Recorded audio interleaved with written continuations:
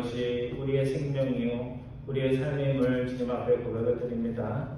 저희가 살아야 하고 또 살 수 있고 살기를 원하는 그런 삶들을 이런저런 많은 이유 때문에 항상 내일로 미루며 긴 미래의 시간이 있는 것처럼 살 때가 있음을 주님 앞에 고백을 드립니다. 저에게 믿음의 용기 주시고 또 믿음의 지혜 허락하여 주셔서 저희들이 후회 없고 미련 없는 하나님이 언제 저희를 부르시든 그런 것들이 없는 그런 삶을 살 수 있도록 인도하여 주옵소서. 저희의 믿음이 한 세대에 그치지 않고 저희 자녀들 또 자녀의 자녀 손자 손녀들에게 더 아름다운 모습으로 전달되기를 원합니다.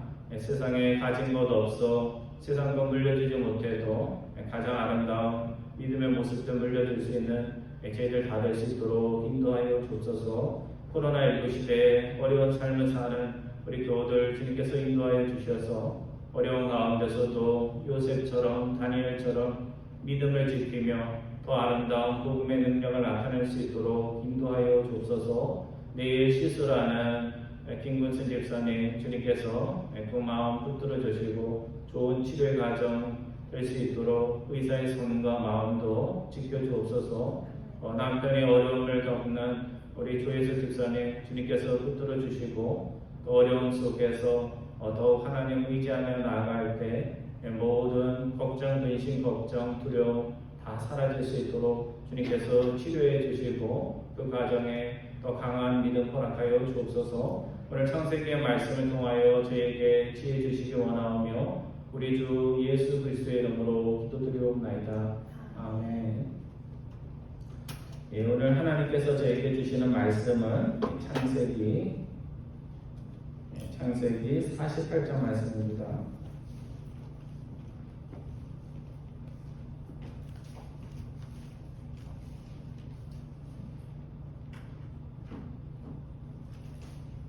창세기 48장 8절부터 마지막 절 22절까지 봅니다. 제가 8절 보고 여러분의 9절, 그래서 창세기 48장 제가 가진 성경으로 77페이지입니다. 이스라엘이 요셉의 아들들을 보고 이르되 이들은 누구냐? 요셉이 그의 아버지에게 아뢰되 이는 하나님이 여기서 내게 주신 아들들이니라. 아버지가 이르되 그들을 데리고 내 앞으로 나아오라. 내가 그들에게 축복하리라. 이스라엘의 눈이 나이로 말미암아 어두워서 보지 못하더라. 요셉이 두 아들을 이끌어 아버지 앞으로 나아가니 이스라엘이 그들에게 입맞추고 그들을 안고 요셉에게 이르되 내가 내 얼굴을 보리라고는 생각하지 못하였더니 하나님이 내게 내 장자도 하게 하셨도다.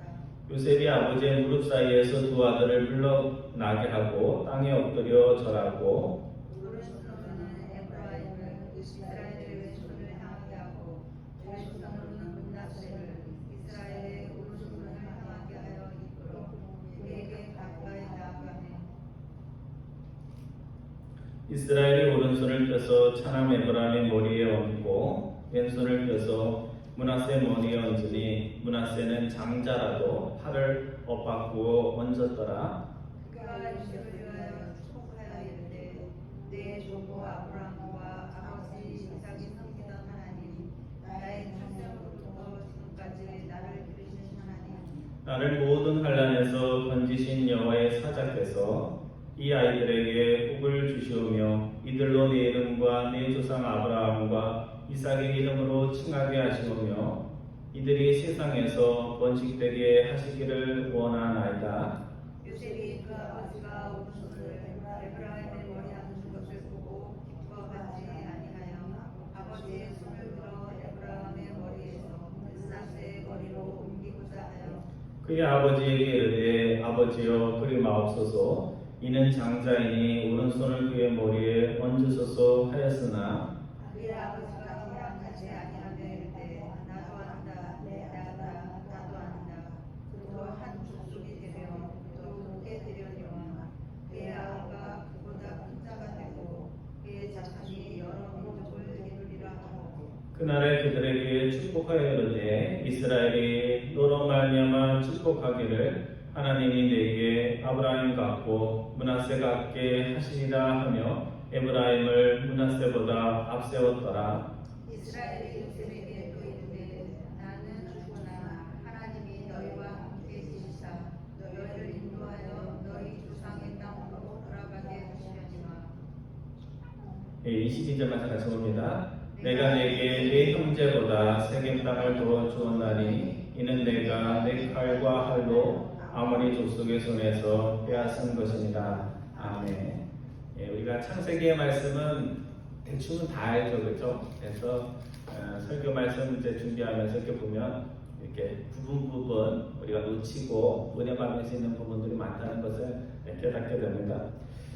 저희 딸이 대학생이었을 때 한 번은 혼자서 한국에 있는 어떤 남성교회 주최 프로그램이 있어서 그것에 참석한 적이 있습니다.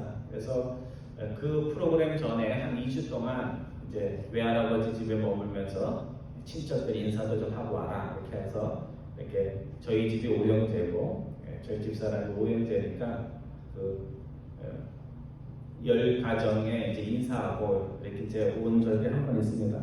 근데 지금도 미국은 뭐 미국에서는 한국도 왔다 갔다 하고 또 한국에서도 많이 오지만 그래도 한국 사람들은 미국 하면 태평양 물 건너서 오는 어느 나라 그래서 미국에서 왔다라면 뭐라고 그래요? 멀리서 왔다고 멀리서 왔다고 그것도 그 손자 손녀 또 조카가 멀리서 왔다고 다들 고모들 이모들이 얼마나 잘해줬는지 모릅니다. 그래서 뭐 맛있는 거 사준다고 한국엔 맛있는 게 미국보다 많잖아요. 그래서 맛있는 거 사주고 또 평소에 자기 또 못 사는데 백화점 한국 백화점 하면 비싼 데잖아요, 그죠? 백화점 가서 옷도 사주고 그래서 저희 딸이 일생 한 번도 받아본 적이 없는 극진한 사랑과 대접을 받고 자기가 뭔데 이렇게 친척들이 이렇게 해주나 하면서 그게 얼떨떨해가지고 온 적이 있습니다.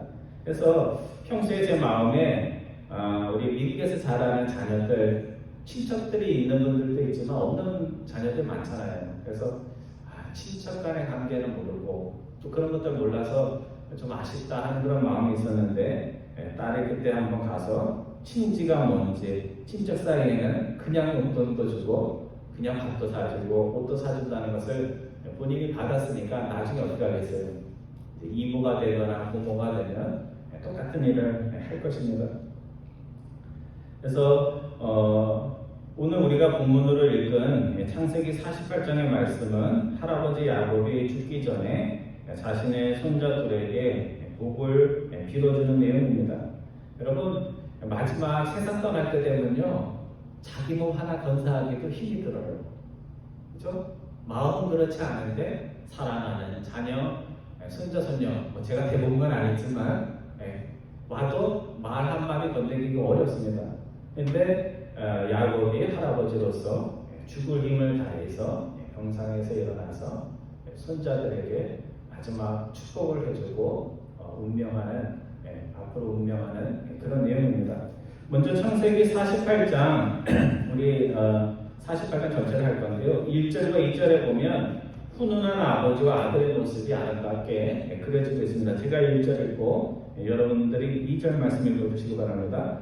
이후에 어떤 사람이 요셉에게 말하기를 내 아버지가 병들었다 하므로 그가 곧 두 아들 므낫세와 에브라임과 함께 이르니 어떤 사람이 야곱에게 말하되 내 아들 요셉이 내게 왔다매 이스라엘의 힘을 내어 침상에 앉아. 이 일 후라는 것은 창세기 47장 27절 그러니까 그 앞장의 끝부분에 나오는 건데요. 야곱이 이제 하나님의 부르심을 받을 것을 알고 아들을 불러서 유언을 미리 남깁니다. 본인이 이제 그걸 느끼고 유언을 남기는데 유언의 내용은 뭐냐면 내가 죽거든 나를 이곳에서 매장하지 말고 하나님의 약속이 있는 내가 왔던 그곳 조상이 묻혀져 있는 그곳으로 가서 나를 묻어달라 하는 것이 야곱의 유언입니다. 그러니까 벌써 유언을 하고 난 한참 후에 벌어진 일을 말하는 겁니다. 그래서 오늘 본문 1절에 보면 아버지 야곱이 많이 아프다는 것을 멀리 있는 요셉에게 누군가가 전합니다. 그러니까 요셉이 애굽에서 얼마나 바쁘게 살아요. 그렇죠? 국무총리로 지금 큰 일들을 다 요셉이 하는데 그 이야기를 듣고 그 먼 곳을 한 걸음에 달려온 것입니다. 그래서 애굽에서 바쁜 일로 치면 첫 번째, 두 번째 속하는 요셉이 아버지 아프다는 소식을 듣고 자신의 두 아들까지 대동을 해서 공무를 멈추고 이렇게 찾아간 것입니다. 또 아버지는 어때요?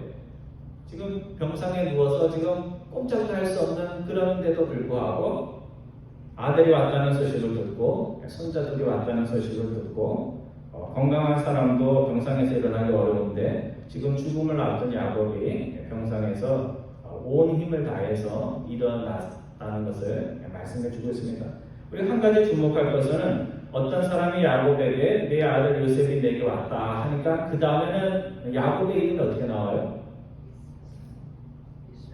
예, 이름이 또 바뀌었어요. 그렇죠? 같은 사람인데 성경 기자가 어떤 때는 야곱이라고 했다가 어떨 때는 이스라엘 그렇게 말을 합니다. 그래서 지금 아들이 왔다 하는 말을 듣는 사람은 야곱이고 같은 사람이긴 하지만 지금 이제 침상에서 막 힘을 내가지고 손자들에게 복을 주려는 사람은 누구예요? 네, 이스라엘이에요. 그러니까 이게 그냥 이름을 바꾼 것이 아니라 나름대로 이유가 있는 것입니다. 왜 두 가지 이름을 가지긴 했지만 한 가지 이름 헷갈리지 않게 야곱이라고 하지 않고 어떨 때는 야곱, 어떨 때는 이스라엘을 했을까?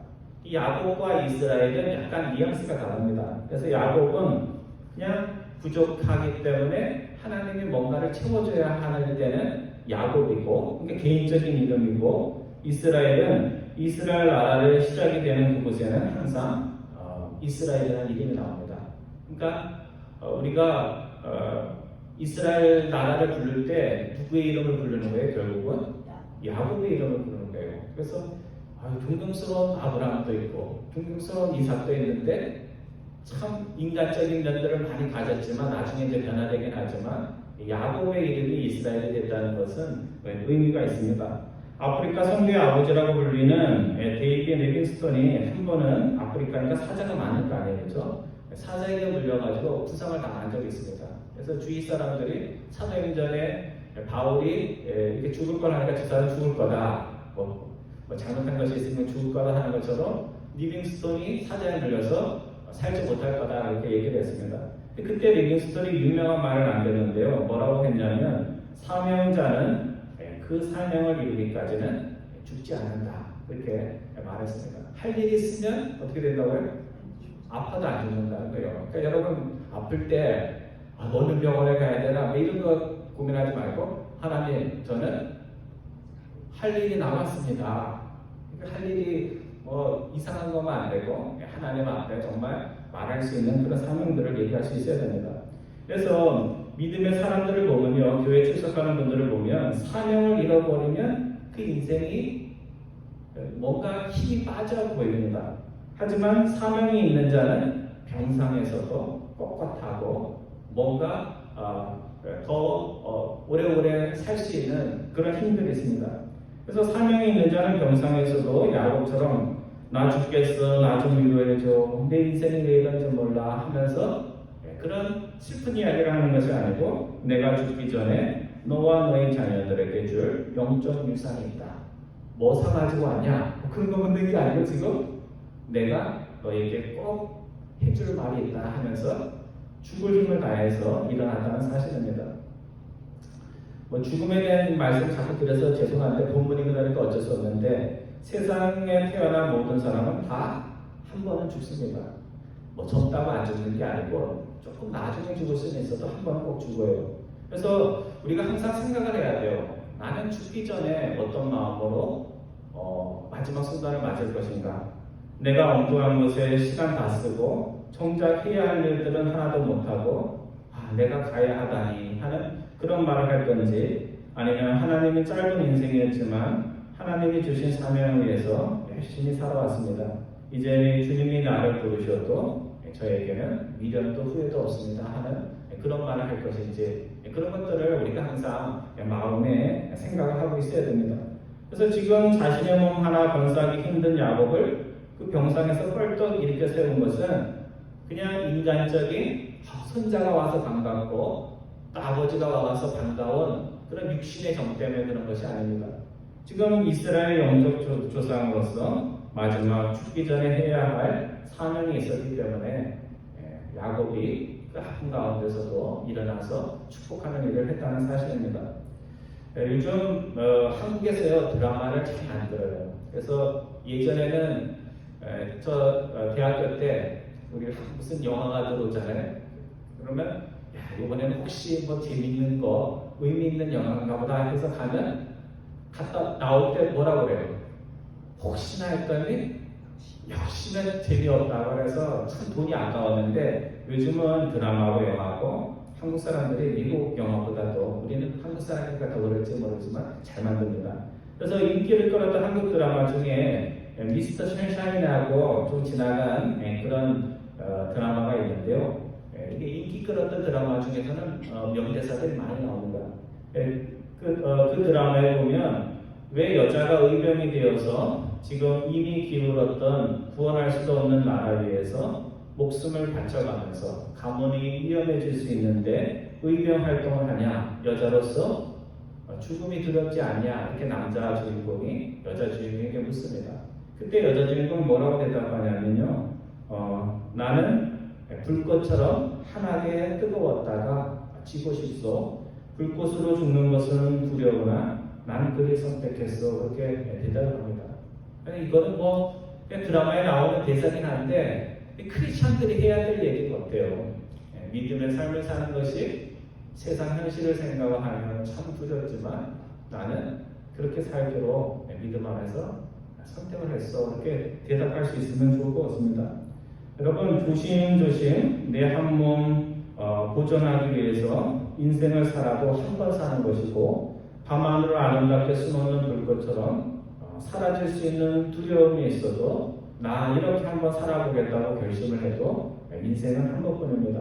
그래서 우리가 결정을 해야 돼요. 그냥 오래오래 길게 편안하게 살 것인지 뜻이 있고 미래 세대에 대한 애정과 책임을 가지고 하나님이 내 생명을 담보하셨으니까 그 뜻 안에서 살 것인지 하는 그런 결심들이 오늘 우리 안에 있어야 됩니다. 그래서 오늘 우리 안에 그냥 내 한 몸 잘 위해서 살아야지 하는 그 마음보다는 불꽃처럼 위험할 수는 있어도 하나님을 위해 또 내 인생을 위해서 아름다운 빛을 내는 그런 삶의 모습이 있어야 하는 거 아닌가 하는 그런 생각을 해봅니다.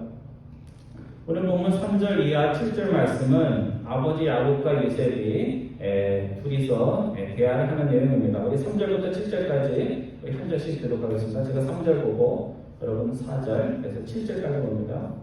요셉에게 이르되 이전에 가나안 땅 루스에서 전능하신 하나님이 내게 나타나사 복을 주시며 내게 이르시되 내가 너로 생육하고 번성하게 하여 내게서 많은 백성이 나게 하고 내가 이 땅을 내 후손에게 주어 영원한 소유가 되게 하리라 하시니라. 내가 애굽으로 와서 내게 이르기 전에 애굽에서 내가 낳은 두 아들 에브라임과 므낫세는 내 것이라. 루벤과 시므온처럼 내 것이 될 것이요 이들 후에 내 생은 내 것이 될 것이며 그들의 유산은 그들의 형의 이름으로 함께 받으리라. 7절 말씀 같이 봅니다. 내게 대하여는 내가 이전에 밧달에서 올 때 라헬이 나를 따르는 도중 가나안 땅에서 죽었는데 그곳은 에브라까지 길이 아직도 먼 곳이라 내가 거기서 그를 에브라 길에 장사하였느니라. 사람은 자기의 관심사를 얘기할 수밖에 없어요. 그러니까 자기가 좋아하는 얘기가 나오면 막 그 얘기를 할 수밖에 없습니다. 그래서 나 자신에게 관심 있는 사람은 항상 대화를 할 때 주어가 뭐예요? 나, 내가 이런 말이 자주 나와요. 그러니까 우리가 의도적으로 내 대사 중에 주어가 뭔지에 대해서 좀 생각을 해야 됩니다. 근데 지금 야곱의 입에서는 어떤 말이 흘러나오냐면 누구 얘기가 나와요? 내가라는 얘기가 나오는 게 아니라 하나님에 대한 이야기가 나옵니다. 자신이 고향을 떠날 때 베델에서 자신에게 나타나신 하나님께서 나에게 이렇게 약속해 주셨다 하는 이야기를 지금 꺼내고 있습니다. 무슨 얘기냐면 하나님이 그런 하나님이 나에게 있었기에 오늘의 내가 있고 그런 내가 있었기에 지금 살아있는 너를 보고 너가 애굽에서 나온 두 아들에게 지금 복을 빌어주는 그런 일들이 가능했다는 겁니다. 왜 야곱이 하나님이 베델에서 자신에게 나타났다는 그 일에 대해서 이야기를 할까? 오늘 우리가 손자들에게 이제 축복을 빌어줄 때, 내가 못 살았던 이런 상황 한번 좀 살아봤으면 좋겠어 하면서 내 생각으로 축복을 빌어줄 수도 있잖아요, 그렇죠? 근데 야곱은 그런 의미로 축복을 빌어주는 것이 아니라 하나님이 나에게 약속했던 그 약속이 나에 대해서 끝나는 것이 아니라 요셉 그리고 요셉의 두 아들 손자들에게까지 이어지는 그 약속임을 이야기하기 위해서 지금 베델 이야기를 하고 있는 겁니다. 그래서 마지막 죽음의 순간을 맞으면서 아들과 손자들에게 내가 어느 장롱에 얼마를 얻어오고 누구에게 돈을 꿔줬는데 너 잊지 말고 그거 꼭 받아라 하는 무슨 돈 이야기를 하고 있는 것이 아니라 하나님이 과거에 나에게 주신 그 약속 대대손손 성취되어야 할 그 약속에 대해서 야곱이 이야기를 하고 있다는 것입니다. 여러분 야곱은 아들이 몇이에요? 많아요, 적어요? 많죠. 우리 뭐 아들 부자도 3명밖에 안 되잖아요, 지금. 근데 야곱은 12아들이나 있었어요. 근데 오늘 본문 5절에 보면 야곱이 이렇게 얘기합니다. 애굽에서 태어난 두 아들 에브라임과 므낫세는 누구 거다? 요셉 너 거다 이렇게 얘기해야 되잖아요. 그런데 뭐라고 그래요? 내 거다 이렇게 하면서 두 손자는 나의 맏아들 루벤과 차남 시므인처럼 내 아들과 같은 이들이다 이렇게 말합니다. 이 야곱이 아들 욕심이 많아서 이렇게 얘기했을까요? 그런 건 아닐 거 아니에요, 그렇죠? 다른 이유가 있을 것입니다. 그래서 왜 그런가 보면요, 요셉의 두 아들은 어디서 태어났냐면 애굽에서 태어났습니다. 엄마가 누구예요? 애굽 여자예요. 그것도 우상을 섬기는 제사장의 딸입니다. 그러니까 삼촌이나 주위 사람들이 그 요셉의 두 아들 에브라임과 므낫세를 볼 때 어떻게 생각했을까요? 아유, 아버지는 하나님의 백성인데 아내를 잘못 얻어갖고 우리랑은 좀 우리보다는 못한 사람이야 하는 그렇게 낮게 보는 마음이 있었을까요? 없었을까요? 있었겠죠. 그래서 할아버지 야곱이 이 사실을 알고서 이 손자들이 이제 요셉의 아들이 아니라 나의 아들과 똑같이 나의 영정유산을 물려받을 수 있는 자격이 있는 그런 손자들이라는 것을 선포를 하신 겁니다. 그래서 요즘도 뭐 드라마 같은 데 보면 있는 사람들은요 가문을 따져요. 뭐 아버지가 누구냐, 어머니가 뭐 하는 사람이냐, 뭐 또 그런 거 자랑하는 분들도 있죠. 부모님 자랑을 못하면 또 뭐 외삼촌이 무슨 일을 했다, 뭐 이모가 뭘 했다 또 이렇게 이야기를 합니다. 근데 성경은 출신에 대해서 관심이 없습니다. 그래서 우리가 마태복음 1장에 보면 예수님의 이제 사역이 나오기 전에 예수님의 족보가 나오잖아요. 어떤 자손인지. 성경도 자손에 관심이 있는데 거기에 보면 여자들의 이름이 나와요. 남자의 족보에 여자의 이름이 나오는 것도 참 충격적인데 그 당시 사람들에게는 충격적인데 예수님의 족보에 올라온 여인들이 그 인생 이력이 그렇게 좋은 사람들이 아니에요. 그래서 첫 번째 나오는 다말, 탕세기에 나오는 사람인데요. 시아버지랑 성 스캔들이 있었던 사람입니다. 굉장히 충격적인 사람이죠. 룻은 어떤 사람이에요? 하나님 백성이 아니고 모압 여인, 이방인. 우리들 뭐 이방인 하면 그냥 이방인인가 보다 이렇게 하지만 이방인이라는 것은 그 유대인 사람들한테 보면 돌아다니는 개가와 같이 여겼던 천시했던 그런 사람입니다. 그 다음에 이름은 안 나오고 우리아의 아내. 우리아의 아내가 누구죠? 다윗 이야기에 나오죠. 바세다. 바세다 맞죠? 그래서 유부남하고 불륜을 가졌던 사람입니다. 나중에는 이제 다윗의 아내가 되긴 했지만, 그래서 솔로몬을 낳았지만 불륜이 있었던 사람입니다. 왜 거룩해도 부족한, 자격 있는 사람만 올라가도 부족한데 예수님의 그 거룩한 족보에 이런 이력이 좋지 않은 사람들의 이름이 오르는 것일까? 그것은 남들보다 더한 죄의 이력이 있고 스캔들이 있어도 하나님의 은혜의 역사로 그들의 삶이 바뀌면 얼마든지 메시아의 족보 가운데도 들어올 수 있다는 것을 성경은 보여주고 있는 것입니다. 여러분, 사회적 지위나 또 교회에서의 무슨 신앙적 영적 지위가 그런 것을 가지고 우리가 자랑하면 안 됩니다. 어머니가 애굽 사람인 에브라임과 므낫세가 야곱의 당당한 영적 아들이 된 것은 세상이 주는 지위나 신분보다 하나님이 실제적으로 주시는 신분과 지위가 훨씬 더 중요하다는 것을 우리에게 말해주는 것입니다. 그래서 내가 사회 나가면 뭐야? 교회 오면 또 뭐야? 중요해요, 안 중요해요? 인간적으로는 중요하죠. 그것을 통해서 선한 일을 한다면 중요하지만 그것이 인간적 자랑이 된다면 하나도 중요하지가 않습니다. 내가 자랑하는 것으로는 우리가 하나님 앞에 조금 더 나아갈 수 없고 오직 하나님의 은혜와 그것을 받아들이는 겸손한 마음으로 우리가 하나님 앞에서 또 이웃들 앞에서 아름답게 살 수 있다는 것을 우리가 한시도 잊지 말아야 하겠습니다. 오늘 8절 이하 12절 말씀은 손자들을 축복하기 위해서 야곱과 그 아들 요셉이 다시 대화를 나누는 내용입니다. 아버지 이스라엘이 요셉의 두 아들, 두 손자를 보면서 처음 보는 사람처럼 물어요. 얘들이 누구냐? 이렇게 묻습니다. 그래서 손자들을 처음 보는 것도 아닌데 야곱이 왜 이런 말을 했을까요? 눈이 어두워서, 그렇죠? 그래서 두 가지 이유를 우리가 생각해 볼 수 있습니다. 첫 번째는 이제 정말 나이가 많아서 앞이 잘 안 보여서 지금 누군지가 안 보였을 수가 있고요. 두 번째 가능성은 이스라엘 영적 조상으로서 지금 공적인 임무를 지금 하고 있는데 엉뚱한 사람한테 축복을 하면 안 되잖아요. 그러니까 우리가 재판할 때 재판관이 이름을 다 알아요. 거기 서류상으로. 그래도 마지막 선고하기 전에 묻죠. 주민등록번호, 이름이 뭐야 하면서 묻는 것처럼 지금 이름을 확인하는 그런 중요한 절차를 진행하고 있다 이렇게 말할 수가 있습니다. 그러니까 아들 요셉은 아버지의 이와 같은 말에 이렇게 대답합니다. 뭐라고 대답하면 이 아이들은 하나님이 애굽에서 저에게 주신 아들들입니다 이렇게 얘기합니다. 야곱도 주어가 뭐였어요? 하나님이. 요셉도 믿음 좋은 사람은 다 하나님이 나에게 주신 사람입니다 이렇게 대답을 했습니다. 그래서 오늘 우리가 어떤 사건이나 사물이나 사람들을 대할 때 나를 주어로 생각하는 것과 하나님을 주어로 생각하는 것이 많이 다릅니다. 여러분 집에 남편이나 아내가 있다고 생각해 보세요.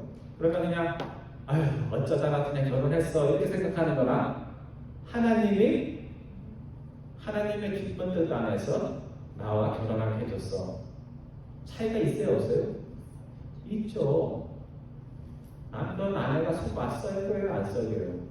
속 썩이잖아요. 그렇죠? 서로 미울 때도 있고 그래도 하나님이 맺어줬다 이렇게 생각을 하면 마음 가슴이 달라집니다.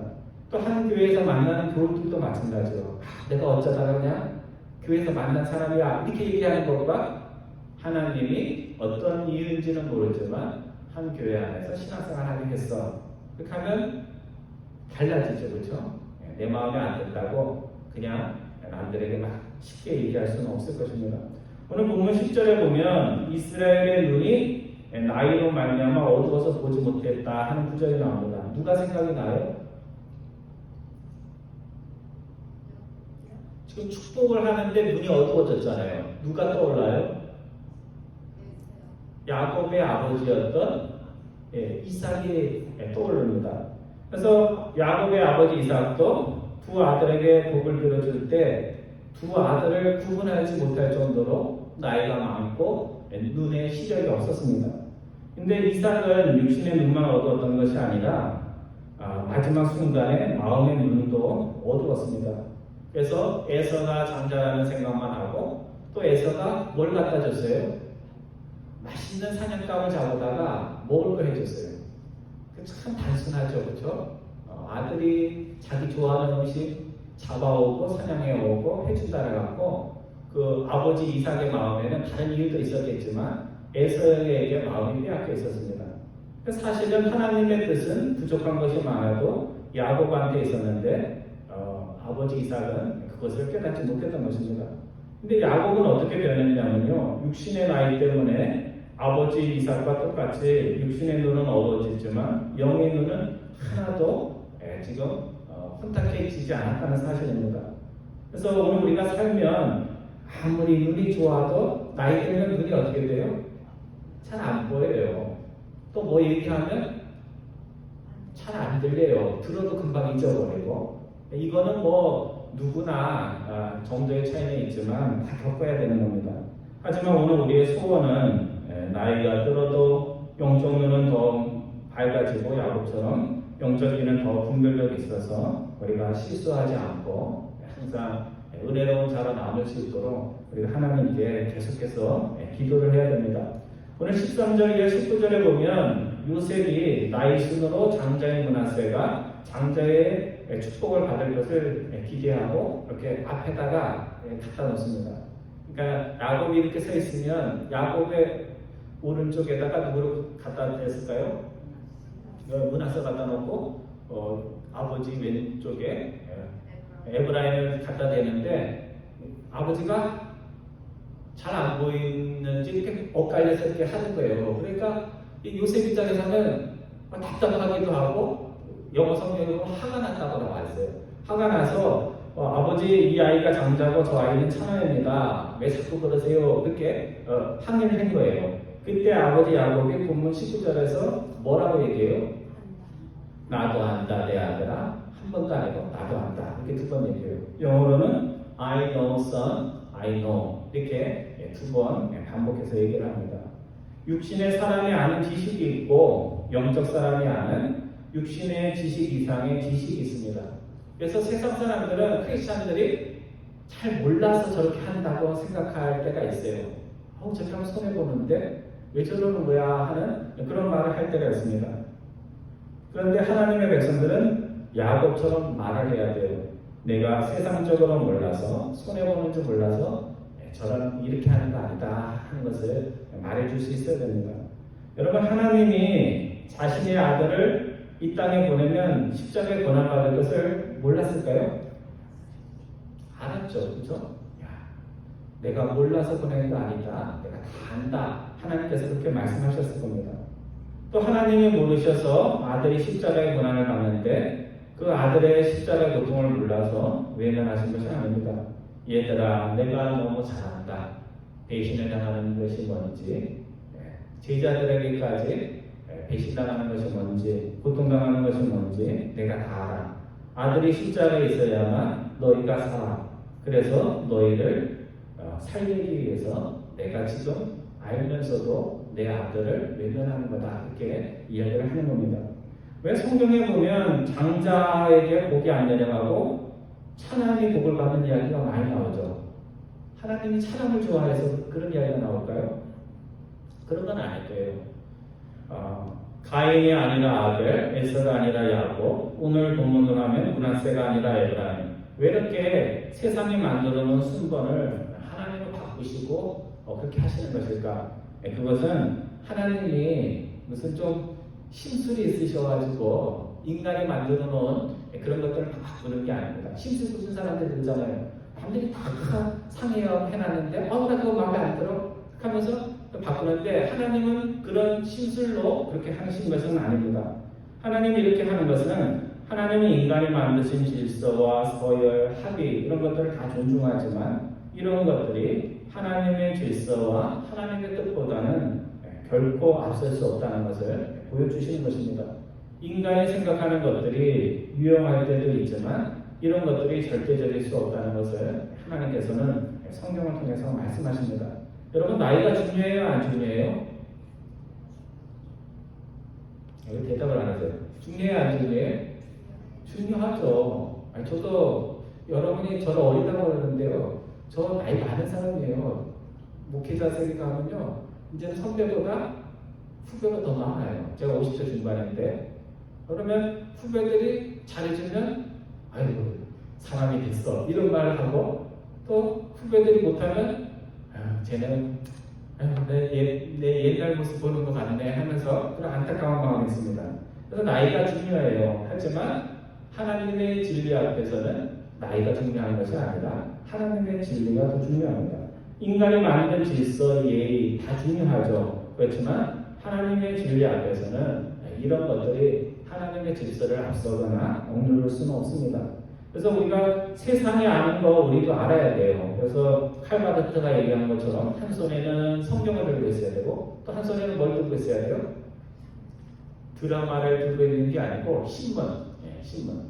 세상에서 뭐가 어떤 일이 벌어지는지도 알아야 되고 하나님은 세상에 대해서 어떤 일을 하는지 성경도 알고 있어야 됩니다. 그래서 세상 사람들 다 아는 거를 우리가 모르는 건 안 됩니다. 하지만 그것으로 끝나면 안 되고 나도 안다, 세상아 나도 안다. 하지만 그 세상의 진리가 전부가 아니라는 것을 오늘 우리들이 확신하고 그것들을 이야기해 줄 수 있어야 됩니다. 결론의 말씀을 드립니다. 예전에 시골에 살면 개울이 있어요. 그래서 이제 서울에서 이제 친척이나 조카 들어오면요, 이제 갈 데가 없으니까 개울 가잖아요. 근데 시골 애들은 그 돌다리, 그 개울에 있는 돌다리 있잖아요. 이 돌다리가 무슨 시멘트처럼 반듯반듯한 게 아니고 어떤 거는 조그맣고 어떤 거는 또 이렇게 기울어지고 그래요. 그러면 서울에서 온 아이들은 그 돌다리를 잘 못 건너가요. 그러면 또 시골 소년의 마음에 나는 이렇게 잘 안다면서 앞으로 가고 그러는데 장마철이나 비가 많이 오고 나면요 그 돌다리가 이렇게 떠내려가는 수가 있어요. 그렇게 하면 보통은 사람이 건널 수 있는 간격으로 되어 있는데 장마가 오거나 비가 세게 오거나 하면요 중간에 돌다리가 끊깁니다. 그래서 제가 설교를 준비하면서 생각을 해봤는데요. 돌다리를 힘들게 건너는데 물이 깊은 곳에 나와서 정말 돌다리가 필요한데 돌이 없으면 그 건너는 사람 마음이 어떨까요? 내가 여기까지 왔는데 저 돌다리 하나가 없어서 내가 못 건너네 하면서 아쉬움이 진하게 남을 것입니다. 제가 이 말씀을 드리는 것은 신앙의 돌다리도 마찬가지가 아닌가 하는 그런 생각이 듭니다.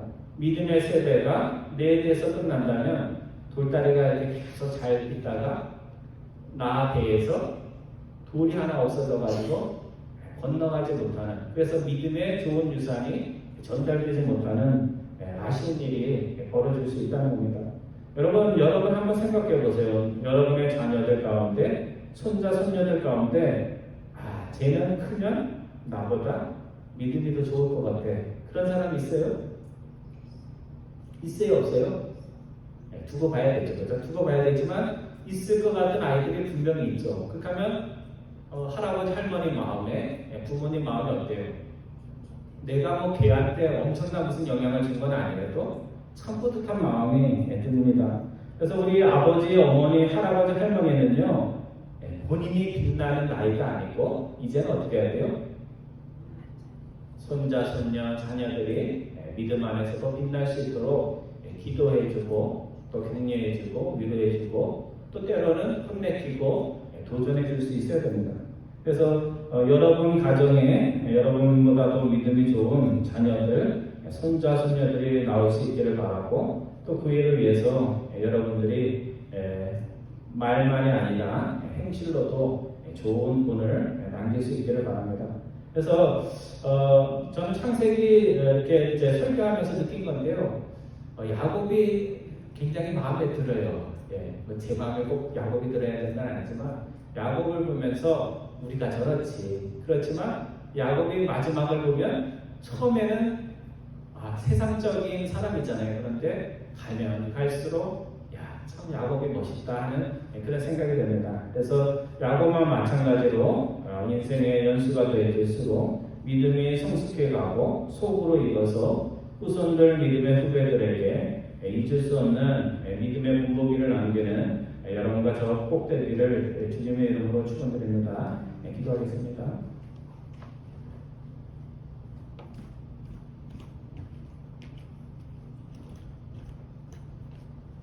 사랑의 하나님, 세상에 좋은 거 많고 또 자녀들, 손자, 손녀들에게 물려주고 싶은 세상의 것들도 있지만 하나님의 백성들에게 아름다운 믿음의 유산 허락하여 주셔서 그들에게 세상에 줄 수 없는 하나님의 가장 귀한 하나님을 아는 지식, 하나님을 경외하는 마음, 믿음의 위선들을 물려줄 수 있는 저희들 다 될 수 있도록 은혜 베풀어 주옵소서. 감사드리오며 우리 주 예수 그리스도의 이름으로 기도드리옵나이다. 아멘. 우리 다